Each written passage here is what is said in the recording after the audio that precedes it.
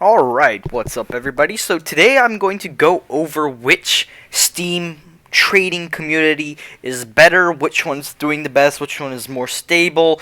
So I'm going to be going over TF2, CSGO, and the Steam trading cards and all that sort of stuff because I've actually made quite a good amount of money from just doing Steam trading cards and all that type of stuff. So to begin, we will begin with CSGO, and not including Dota because I do not involve myself in any of that trading. It's too confusing, not really stable, and just from the stuff I had in the past till now have dropped tremendously. Like, they are literally worth nothing at this point. So Dota, I just excluded that immediately. So we'll begin here shortly. I've pretty much included myself greatly into this CSGO economy. I find it a lot better. The gameplay overall is a lot better in my opinion.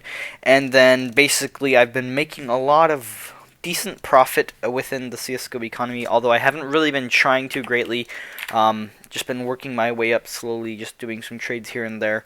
And the best part about it, it is all based on the Steam community market, which having that is a lot better than TF2, how they use the backpack.tf, which I strongly dislike. Like, the only thing I'd use that for is normal item trading. Unusual trading, I'm like definitely not going to use that website. It is so inaccurate, and I just can't really get into it. So, with the Steam market here, you can basically search up everything on the market. If it is above $400, like the M9, you will not really find it on the market unless someone's just trying to quick sell it or just get rid of it in general. But other than that, like, let's say I wanted to see this Death by Kitty, I can just go look it up. And what quality? Minimal wear, so it has multiple qualities. Minimal wear is at $14.34, but you shouldn't go by that price. What you should do is like look at the most recent sales within like the past week, or you could even do like past month, etc. And if you see this spike right here, during DreamHack, the Steam market was not working correctly, so you could only, like, these first few pages, you'd have to like skip to like the third page to purchase anything. So the first few pages were not working, so people were like just went full retard and purchased them, and then they spiked back down once they fixed the market. But other than that, you can just check the basis of the prices. So that's what I really liked. Another really big thing that I loved about CSGO is the betting system. It's a really good, accurate betting system that Lounge has, and you can just place your bets. Although I'm not one to bet that much, I strongly dislike betting because every time I go big, the other team usually wins for some reason. So I kind of just took a big pause on betting. But anyway, a lot of people that I've known have made tons and tons of dollars bank from betting. So if you're really good at guessing or you know the teams pretty well, I'd recommend just going off and betting little by little. Basically, what I did was you can bet on odds. So like you see, Nostalgia had 20%, Dat had 80%. I'd usually bet maybe like $1 on Nostalgia and like on all the odds, like maybe like $1 on win out, unless I'm like 100% sure like the other team would win. Like here, I probably would have placed $1 as well, and as you can see, the odds won. So that's kind of why I like the betting system. There's another match that the Nostalgia won, and they were on the lower end. So if you bet like $1 on there, you probably would have had about a $3 payout, maybe more. So Cold M won 2 on the low end, so that probably would have been a good week to bet on. But I didn't really bother. I'm not really into the betting scene anymore. So I've just been trading. I don't really try to trade as much as I used to. I just kind of like wait it out and see what I can get. But other than that, I would say on my own personal opinion and experiences that the CSGO trading economy in general is probably the best one you can get out there currently. But the one thing you have to look out for is all of these scammers and sharks. There is a ton in the CSGO economy.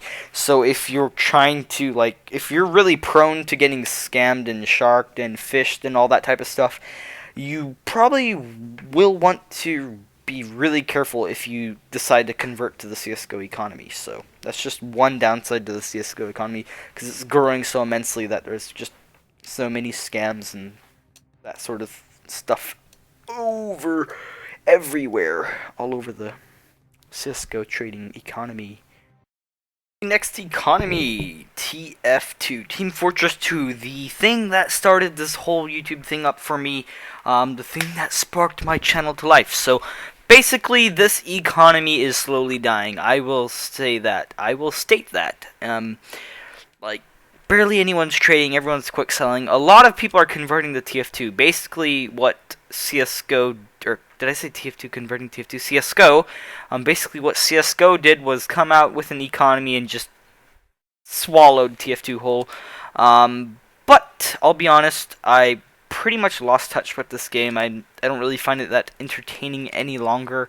I will get on here and there and do some trading or look at some stuff and talk with people, although I always talk with people. But anyway, I will get on here occasionally, and the main thing that's causing this economy to die is just the mass inflation on keys. The people on backpack.tf, everyone voting, just kind of screwed everyone over. They're just bumping the... Look at that! They're bumping keys prices up, inflating keys tremendously, and then buds going down tremendously. It's just dying. I can't say anything else. 12.66 ref for a key. Now, when I originally started, you could get a key for 2 ref, but very easily for 2.33 ref. So, going from there to here and seeing it more than triple kind of makes me upset. I don't really know how people will be able to trade up as easily any longer due to the fact that it's 12.66 ref for a key. And then let's say you have 3 ref. You buy 2 craft hats. Then you'll have like 1 or 2 reclaimed extra left over. You could go craft a hat and then you'd have a key hat. Let's say if you got a key hat, then you get 12 ref back out of that. So it just makes it so complicated, like how the economy's dying and like everything's like skyrocketing and things dropping. So I don't know. I honestly would probably cash out of TF2, although I don't know. I wouldn't really keep all of my stuff into the TF2 economy.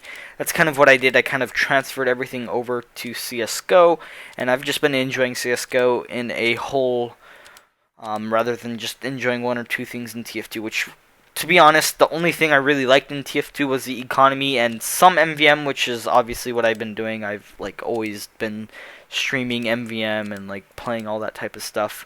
But anyway, if I were you, I'd just be honest, and I would probably maybe keep like a half leg into TF2 and like half into CSGO, because what I've been able to do in CSGO is just keep flipping knives, getting small upgrades here and there, and then if like let's say I get a TF2 offer, they will overpay immensely. So if you still want to keep something into TF2, go ahead and do that, but I'd honestly recommend most people to switch over a little bit to CSGO. But yes, you have to also be careful for the CSGO economy. Like, things will spike down randomly and spike back up, so you really have to watch your items closely in CSGO. Like, it's basically like stocks. Some days it will be up really high, some days it will be really low. It just depends on how many posts and like sellings people are posting onto the market, which basically determines the initial price of your item.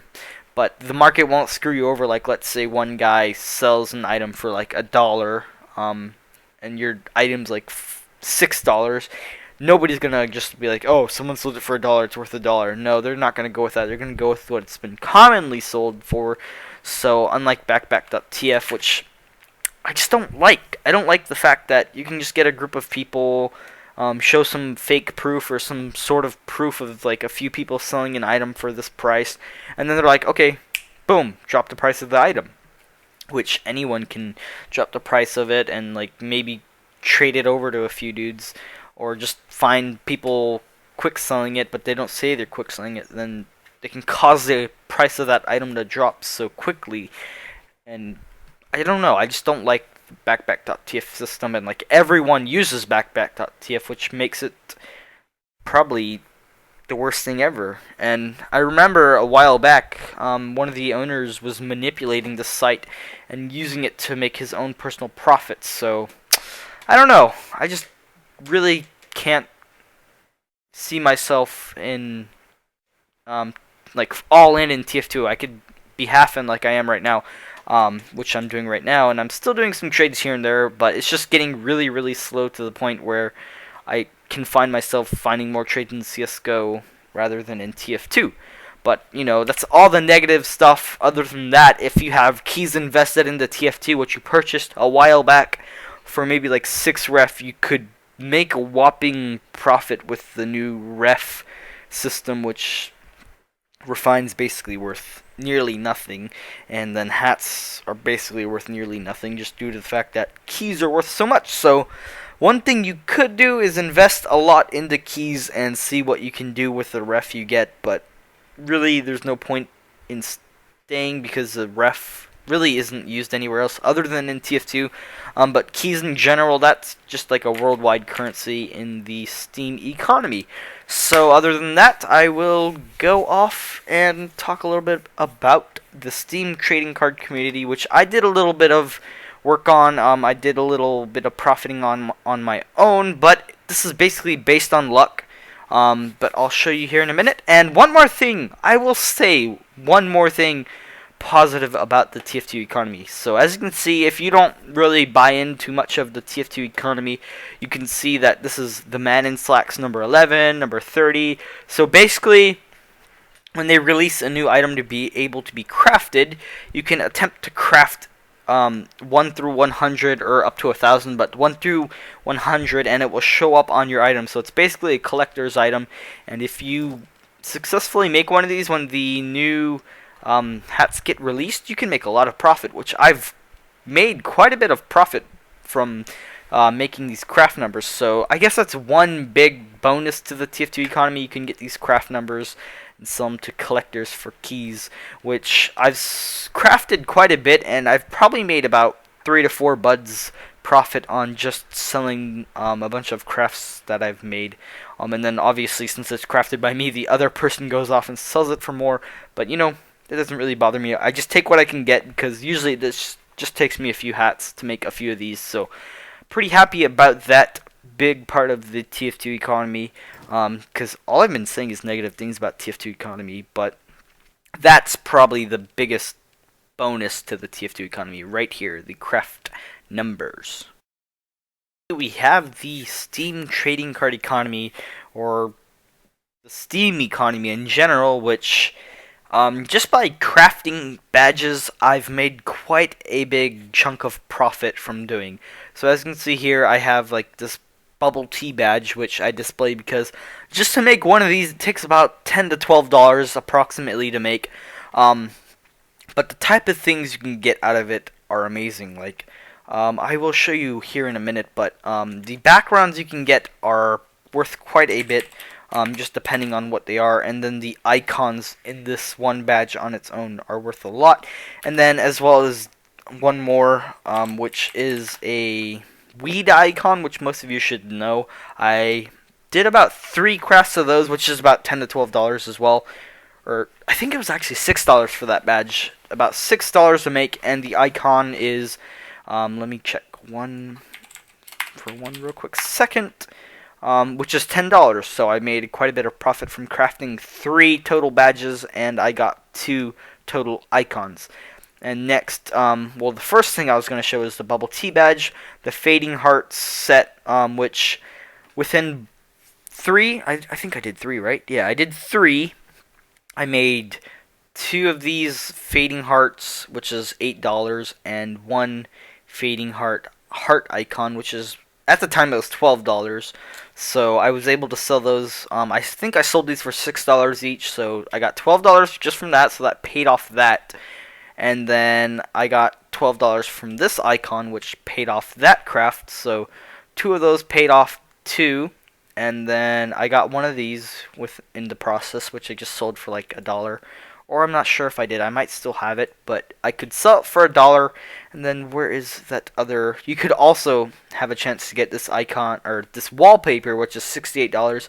It's pretty uncommon, and if you would like to quick sell it, there's people willing to purchase it for $20. So either you wait it out and try and get some more money, or you can just take a quick 20. And then I got this wallpaper, which at the time I made it was $13. So I was making a few dollars here and there, and also getting my Steam level up. But I wasn't doing that to get my level 50 on Steam. I was just crafting a bunch of cheapy ones, and I came across a few of these. And I crafted a few and made a few dollars on the side, which helped me get a higher level on Steam. And then there's quite a few more, which I'll show here in a minute, that you can make quite a big whopping profit of just by making like a background or anything like that. So let's see, do I have any others that I made profit from? I don't think I really made that many expensive wallpapers, just due to the fact that I wanted to quickly level up my account and not have to wait to sell the Steam cards and wallpapers and all that type of stuff. So there's quite a bit of wallpapers, valuable wallpapers in the set. So if you get the wallpaper icon, which you can get a wallpaper icon and a coupon, and I'm pretty sure that's it, and then some other bonuses with your EXP. So you could possibly get 3 items, which only 2 are really important. The 2 which would be the icon and the wallpaper, which in one crafting I spent $12, and I ended up making about $22 total from crafting one of the badges, so I was happy about that. $22 from 12, so nearly doubled the amount of money I put into the crafting, and then I got the free level out of it. So I'll show you guys a few things or sets you can make which could possibly make you money, but it's based on luck. But I just say the Fading Hearts one is quite a good one because you have a chance to get an expensive icon and a chance to get a expensive wallpaper. So here's one I looked at with Bamboo. For those of you who know him, he showed me this one, which, as you can see, there's 13 cards, but the cards aren't really that expensive, and the game in general, I think it was like $8 on Steam, so the game is expensive, but the cards you get are fairly cheap, but other than that, you can get some pretty valuable icons. As you can see here, a $66 icon, although it might not sell at that price. It might sell a lot lower to like a quick buyer, but $66 for an icon, and the set itself of cards would probably cost maybe like $10 or so for the entire set. I haven't really done the math, but they're all less than $1 each. Only a few are actually $1, so quite a cheap set, and you can get some pretty valuable icons. So you can get a $48 icon, a $35 icon, $11 icon, $23 icon, $19 icon, and then obviously $66. And I didn't really consider the $2 because it's not too much. And then you could also get some wallpapers, which are worth the common ones, which obviously are very common, are $11 each. So those are common, so you're most likely going to get these, but maybe you'll get the $5 wallpaper, but in general, you're going to get one of these wallpapers no matter what, and the common ones are worth quite a bit, and then, I don't know why the uncommon one is worth $4, but if you get one of these icons plus the wallpaper, you'll basically double your money. Like, there's no doubt about it. As long as you can sell it for the price it's listed for, you could make quite a whopping profit. So Steam trading would probably be the second economy I would probably go to if I had the last resort. But other than that, I stick to CSGO, a little bit of TF2, and some Steam trading here and there, and no Dota. No Dota in general.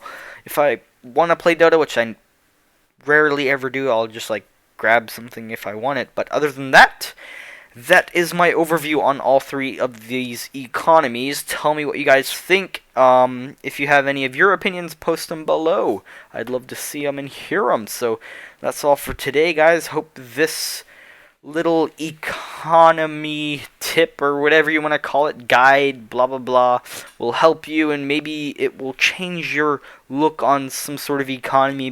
Maybe it will make you convert, maybe it will make you stay to an economy. But tell me what you guys think. Tell me what economy you guys are currently in. I'd love to see that, and have a good day or night.